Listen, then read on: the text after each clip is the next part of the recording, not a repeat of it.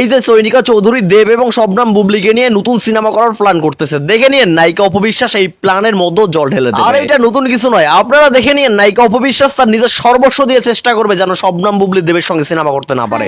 এই পরকীয়া রানীর ভক্তগুলো কোনো নিউজ হওয়ার আগেই সেটাকে বড় করে প্রচার করতে শুরু করে দেয়। গাছে কাঁঠাল গোপে তেল, এখনও ডিসাইড হলো না, চয়নিকা ম্যাডাম এখনও ডিসাইড করলো না যে নায়িকা পরিমণি হবে না বুবলি হবে।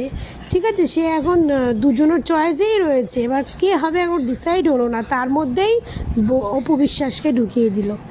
যদি বুবলি না হয় তাহলে কিসের জন্য পরিমণি আর অপবিশ্বাস মিলে ষড়যন্ত্র করে বুবলিকে ওখান থেকে বাদ করে দিয়েছে। তাহলে ভাবুন, বুঝতে পারি, গাছে কাঁঠাল গোপে তেল, এখনও কিছু ডিসাইড হলো না, তার আগে এরা লাফাতে শুরু করে দিয়েছে।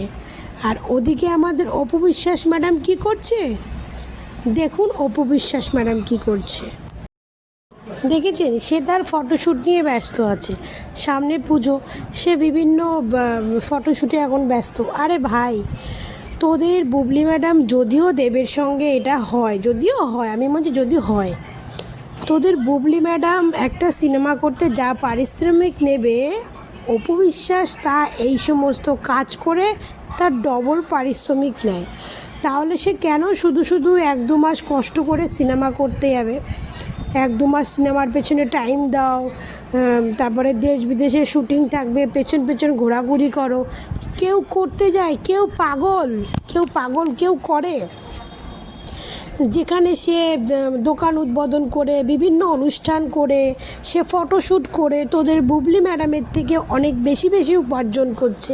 তোদের বুবলি ম্যাডাম যে একটা সিনেমায় যা টাকা নেয় তার 2 ডবল টাকা ধরতে অপবিশ্বাস নেয়, 2 ডবল টাকা নেয়। তো তার শুধু সিনেমার পেছনে টাইম দিয়ে কোনো লাভ আছে?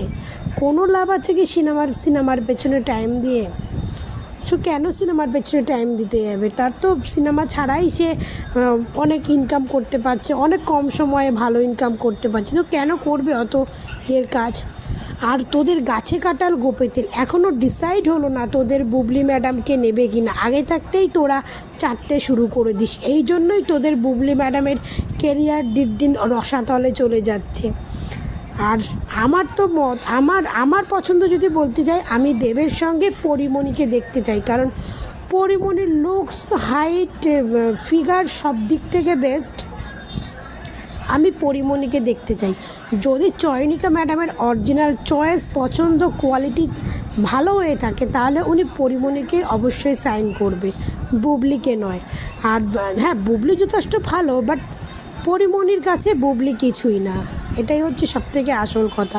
তোমাদের মতামত আমাকে জানিও যে তোমরা, যদি দেবের সিনেমাটা হয়, তো তোমরা এই দুজনের মধ্যে কাকে বেশি পছন্দ করো? তো আমি তো পরিমণিকে পছন্দ করি। আর পরকীয়ার ভক্তদের বলি, তোরা আগে থেকে একটু বাড়াবাড়ি, একটু মাতামাতি কম কর। তোদের এই মাতামাতির জন্য না, তোদের ম্যাডামের 2-3টে সিনেমা পরপর ফ্লপ হয়ে গেছে। ঠিক আছে, এখন ওনাকে সাইন করতে গেলে না, বড় বড় ডিরেক্টর, প্রডিউসাররা 1000বার ভাববে।